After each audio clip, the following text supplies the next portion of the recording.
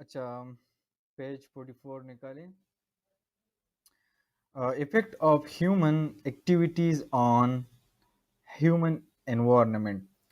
اوس د انسان چې کوم اکټیویټیز دي، انسان چې کوم کارونه کوي د هغې په ماحول باندې، هیومن ماحول باندې څه اثرات دي.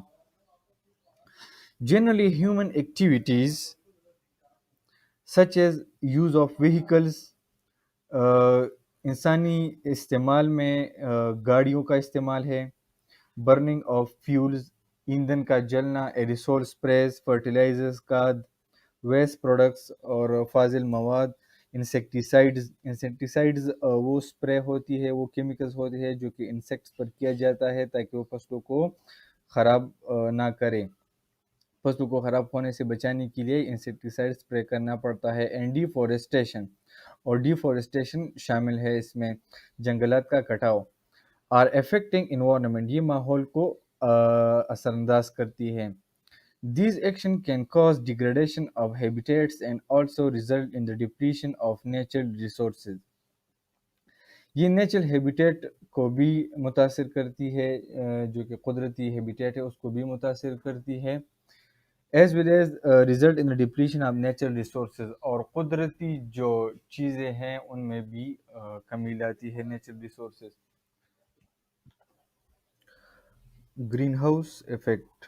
Green house effect किसे कहते हैं? When the UV ultraviolet radiation enter the earth, जब अल्ट्रावायलेट की जो रेज हैं वो ज़मीन में दाखिल हो जाए, a part of it is absorbed by the earth and the rest are reflected back to the atmosphere.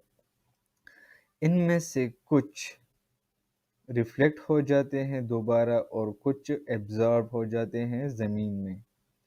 Some gases present in the atmosphere, for example carbon dioxide, methane, oxides of nitrogen, water vapors, etc., trap a part of the heat reflected by the earth, causing an increase in the atmospheric temperature. असल में क्या होता है, ये gases जो है ना, तो ये यहाँ पर एटमॉस्फेयर में जमा हो जाती है, ज़मीन में जमा हो जाती है.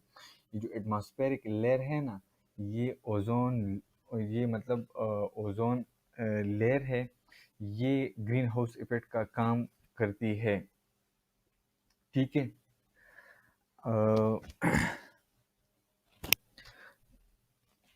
This atmospheric effect is known as greenhouse effect.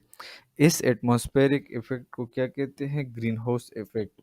The gases involve in the greenhouse effect are called greenhouse gases, और वो गैसेस जो ग्रीन हाउस में इस्तेमाल हो जाए उसे ग्रीन हाउस गैसेस कहा जाता है. For example carbon dioxide, carbon monoxide, etcetera. ये क्या है? ये गैसेस ये यहाँ पर जमा हो जाती है और फिर ये ग्रीन हाउस इफेक्ट का क्या काम करती है. Increase in greenhouse effect can lead to global warming. ज़्यादा ग्रीन हाउस में लीड टू ग्लोबल वार्मिंग. अगर ग्रीन हाउस इफेक्ट ज़्यादा बढ़ जाए तो ये ग्लोबल वार्मिंग पैदा करेगी एंड क्लाइमेट चेंज, और माहौल में तब्दीली पैदा होगी. कोल बर्न इन पावर स्टेशन कंटेन कार्बन. जो कोयला पावर स्टेशन में जलता है वो कार्बन प्रोड्यूस करता है, which combine with oxygen to form carbon dioxide, जो कि ऑक्सीजन के साथ मिक्स होकर कार्बन डाइऑक्साइड बनाता है. Which is also a cause of increase of carbon dioxide concentration in air, जो कि हवा में कार्बन डाइऑक्साइड की मकदार को बढ़ाती है. क्योंकि हमें कार्बन डाइऑक्साइड की ज़रूरत नहीं है, हमें सिर्फ ऑक्सीजन की ज़रूरत है, तो इसी वजह से ग्रीन हाउस इफ़ेक्ट की वजह से कार्बन डाइऑक्साइड ज़्यादा मकदार में जमा हो जाता है एटमॉस्फेयर में. तो जब हम एयर इनहेल करते हैं तो कार्बन डाइऑक्साइड ज़्यादा मकदार में इनहेल होता है, तो इससे भी एक नुकसान है. और ये ग्लोबल वार्मिंग की सूरत में ग्लोबल वार्मिंग भी ये पैदा करती है. आगे वीडियो में देख के इसकी डिटेल. तो ग्रीन हाउस गैसेस के बारे में ज़रूर सुना होगा, और आज इस वीडियो में हम यही समझेंगे कि ग्रीन हाउस इफेक्ट क्या होता है और हमारे एनवायरनमेंट में कौन कौन सी ग्रीन हाउस गैसेस होती हैं. सबसे पहले समझेंगे ग्रीन हाउस क्या होता है. ग्रीन हाउस एक ग्लास का एनक्लोज चैम्बर होता है जिसमें पेड़ पौधों को उगाया जाता है. सूर्य की किरणें इस ग्लास के एनक्लोज चैम्बर को पेनिट्रेट करके अंदर आ जाती हैं और अर्थ के सरफेस से रिफ्लेक्ट होती हैं, मगर वापस ग्लास से पेनिट्रेट होके बाहर नहीं जा पाती और अंदर ही रह जाती हैं। और इस तरह से चैम्बर के अंदर का टेम्परेचर बढ़ जाता है, जो कि पेड़ पौधों की ग्रोथ के लिए बहुत हेल्पफुल होता है। इस चैम्बर को ही ग्रीन हाउस कहते हैं। ग्रीन हाउस प्लांटेशन ज़्यादातर उन कंट्रीज में प्रैक्टिस किया जाता है जहां एनवायरनमेंट का टेम्परेचर कम रहता है, ताकि ट्रॉपिकल प्लांट्स को ठंडे स्थानों पर भी उगाया जा सके। यही प्रिंसिपल यूज होता है एनवायरनमेंट में भी।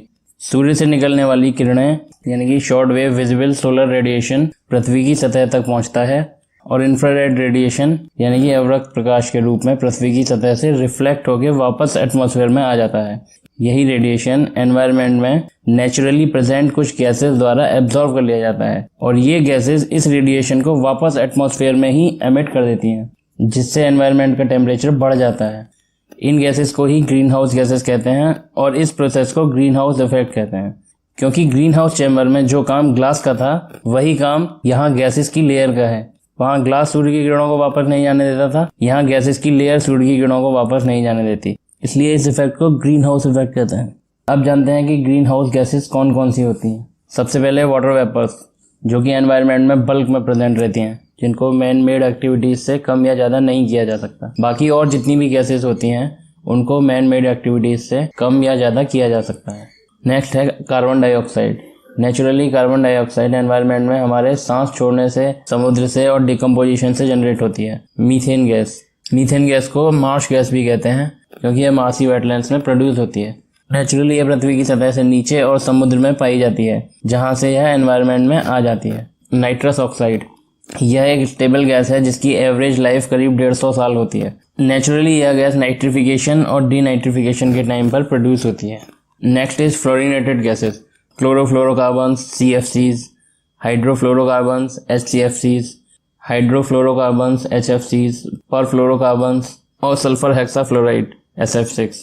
फ्लोरिनेटेड गैसेस मैनमेड एक्टिविटीज जैसे कि रेफ्रिजरेशन से भी क्रिएट की जाती हैं।